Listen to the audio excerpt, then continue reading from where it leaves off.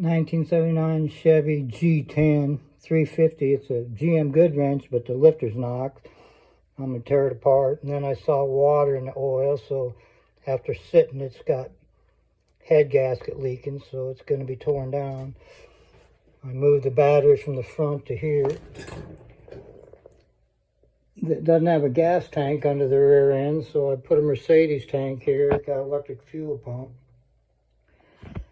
Got it running enough to move it. Now I'm draining the tank I used to get it running into my gas can. Here's the fuel pump. It's pumping. I got it started with this siphon. I ordered 1/2-inch hose barb by 5/16 fuel hose.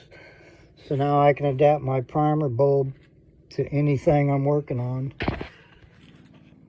So it's going to be tore down, rebuild it, probably lifters, get it running again. It's running right now, but not reliable.